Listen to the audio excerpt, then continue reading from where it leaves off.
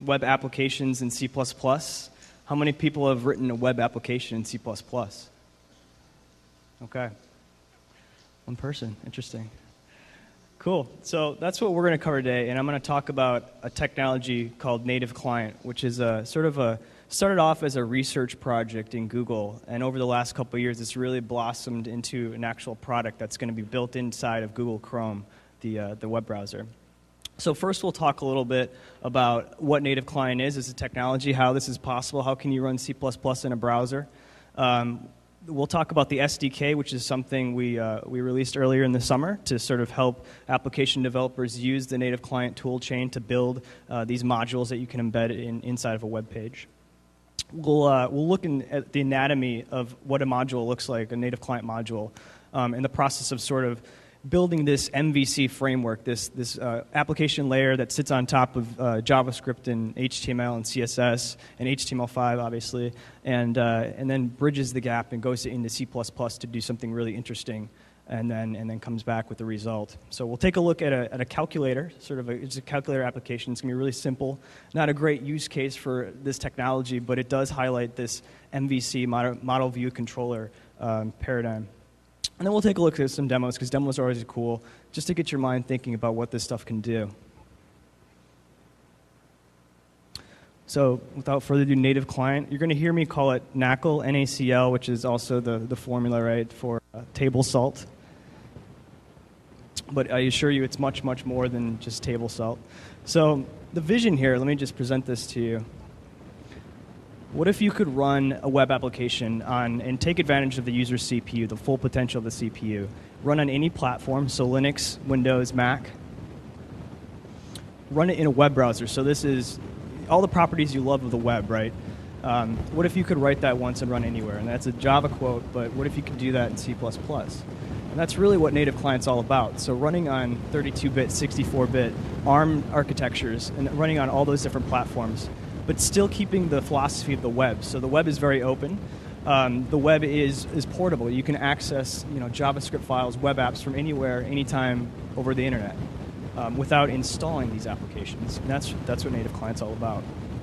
So when I say write once and run anywhere, that really means that we can take advantage of decades and decades and years of development of libraries such as Qt and frameworks, OpenGL, ImageMagick for image processing, and compression libraries. All this great stuff that when you develop a desktop application, you're going to be using. But let's do that now inside of Chrome, inside of the browser. That's an interesting concept. So again, what if you could run native performant code, right? C++. This is going to be fast. This is taking advantage of the user's CPU, the full potential of the computer, on these different architectures, so x86, 32, 64-bit, and the ARM processor. Clicker. Again, on different OSs, so it's portable. It's completely portable code. You can write this code once, and it can run anywhere. And it's inside of the browser. So it's not an installed app. It's not a desktop app. It's a web app.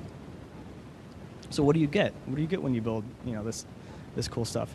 Well, the first thing that comes to mind are games, right?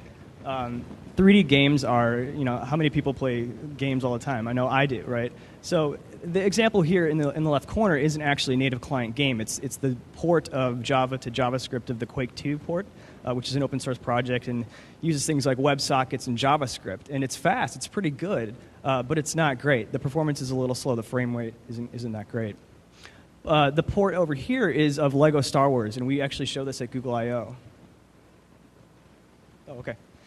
We show this at Google I/O, which is this is a game that runs on the Unity game engine, which is a plugin for the browser. But what they actually did, we worked with them to port their game over to native client using our technology, and it's actually just as performant as it would be if you installed it off the shelf, via a CD inside of your machine.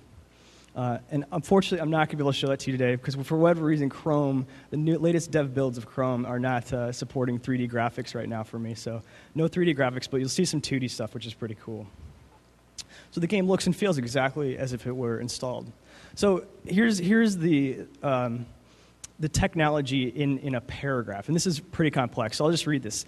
What is native client? Well, it's a sandboxing technology for safe execution of platform-independent, untrusted, native code, meaning C++, inside the web browser. So it allows applications that are computationally intensive to interact and leverage the resources, the full potential of the user's computer. Yada, yada, yada, it goes on. So what does this mean? This is kind of confusing. If you take anything away from this whole talk and what native client is as a technology, it's basically a sandbox for running C++ safely. So when you install desktop applications, right, they can pretty much do anything they want on your computer, right? They can nuke your hard drive, they can open up socket connections, send data. Maybe they're doing things maliciously. You just don't know. But what native client does is sandbox all of that.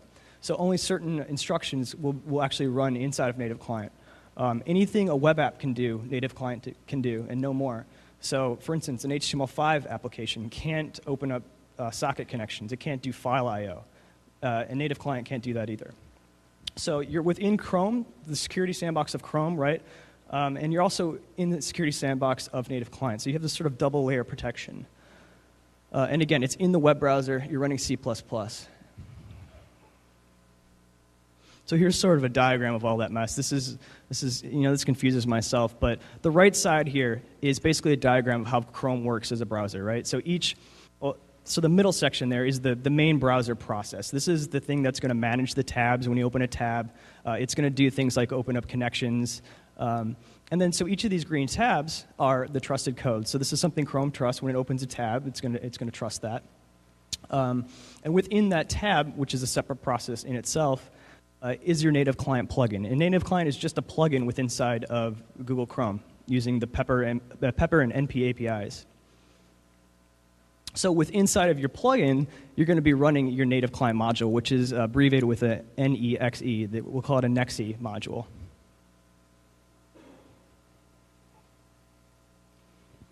So I've sort of given you the vision and set this up a little bit, for native client. So what is it really good for? Well, I think right now it's at a place where it's sort of maturing as a product and as a technology at Google, and will be part of Google Chrome Stable later this year. But what's it good for? Supporting desktop applications is an obvious one, right? You have these legacy applications that you're using regularly. Make them web apps. What a great idea, right? You can access them anywhere now. So there's zero install. Native performance, you're going to get the speed and potential of a desktop application inside the web. So games, large media, physics engines, stuff like that, visualizations, 3D, 2D graphics. So you can really enhance existing web apps with this. So you're writing your front end right in CSS and JavaScript and HTML, and then maybe you send it off. Your application does something computationally intensive in C++.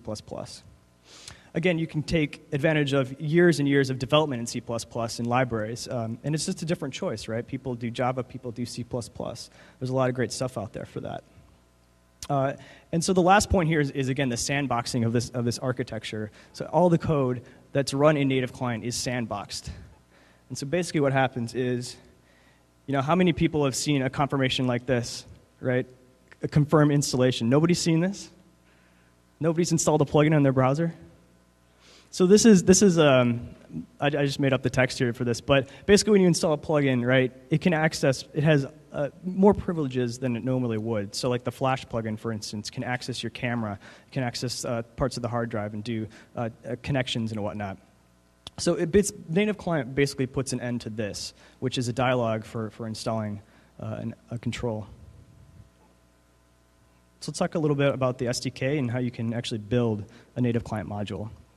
So the SDK, some of the goodies that are packaged with it, basically wraps up the native client toolchain. You get things like standard libraries, the GNU libraries. We have a special version of GCC and GDB for debugging.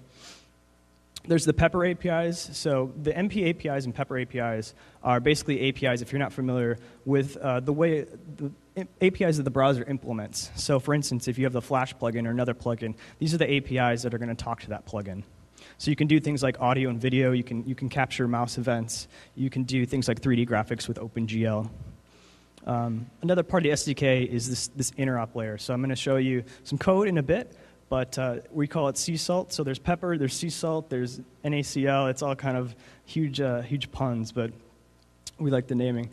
So the JavaScript layer is the one that bridges the gap in between sort of the external world and the internal native client world. And lastly, there's, of course, a bunch of sample code. There's build scripts to get you started for just about everything. So let's take a look at a sort of a tutorial and walking through what a native client module looks like. So how do you get a native client module onto your web page? Well, first thing you do is just HTML and some script, some JavaScript. So what I have here at the top is just a normal div container. We'll call it native client container, and that's going to be where the native client sort of module is on our page. Next, we'll just load. We'll actually load the module from a web server. So this could be any server on the web, hosted anywhere. We'll give it a URL, and it's just compiled as a .nexe file, an .exe file. And we'll just embed this as we would a normal sort of plugin or object on the web page. So I'm just getting the native client container, the div element, and I'm setting the inner HTML to an embed tag. I'll give it an ID. The width and height of this tag are going to be 0 because we're not going to be rendering anything inside of it. It's just going to be sort of running in the background. We'll give it a type. So the type is a Pepper application.